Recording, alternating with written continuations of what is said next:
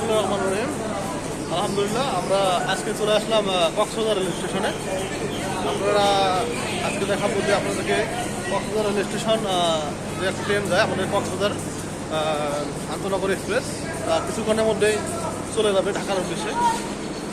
আপনাদেরকে দেখাচ্ছি যে কীভাবে ট্রেনটা ঢাকার উদ্দেশ্যে যাবে এবং বগিগুলো কীভাবে যাচ্ছে তার একটা সংক্ষিপ্ত একটা ভিডিও আপনাদেরকে আমরা আজকে করে দেবো ইনশাল্লাহ। যে আপনারা যদি কক্সবাজারে আসেন তা কোথায় আসবেন, কীভাবে থাকবেন তা আপনাদেরকে দেখাচ্ছি। আপনারা কক্সবাজারে আসবেন, আসার পর এই যে বিশাল একটা বিল্ডিং দেখতেছেন, এখানে থাকতে পারবেন, রাত্রি যাপন করতে পারবেন।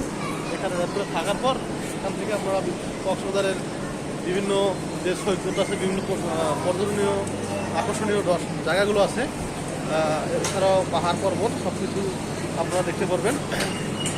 আজকে আপনাদেরকে দেখাচ্ছি যে এই কক্সবাজার যে রেল স্টেশনটা আছে, এখানে অসংখ্য যাত্রীর যে একটা বিশাল সমারোহ এবং একটা যাত্রীরা যেভাবে যায় বিভিন্ন জায়গায়, তা আপনাদেরকে আমি আজকে রেল স্টেশনের বিভিন্ন গন্তব্যস্থান এবং কীভাবে যাবেন, কোথা থেকে যাবেন তা দেখাচ্ছি।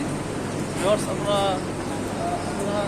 পিছনে এবং সামনে বিভিন্ন জায়গায় আপনারা ভালোভাবে দেখবেন যে এই স্টেশনের 4টা প্ল্যাটফর্মগুলো অত্যন্ত সুন্দর এবং সৌন্দর্যমূলক, যা বিভিন্ন পর্যটকরা দেশ বিদেশ থেকে আসেন, তারা এসে এখান থেকে বিভিন্ন জায়গায় চলে যান, বিভিন্ন জায়গায় গন্তব্য চলে যান।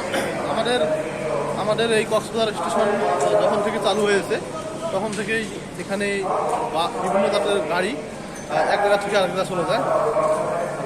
আপনারা আমার এই ভিডিওতে দেখতে পাচ্ছেন যে যাত্রীরা কীভাবে এক জায়গা থেকে আরেক জায়গা যোগাযোগ করতেছে ট্রেন ওঠার জন্য খুবই ব্যস্ত।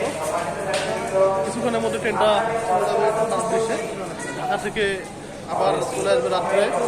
এটা ট্রেন সকাল 12:30 এবং ঢাকায় পৌঁছে 9:30, আবার 10:30টার দিকে এই কক্সবাজার দিকে চলে আসে।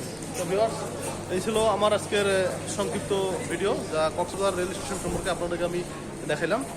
আমার সাথে থাকবেন, পাশে থাকবেন এবং আমার ভিডিও লাইক এবং কমেন্ট করবেন। আল্লাহ হাফেজ, থ্যাংক ইউ সো মাচ।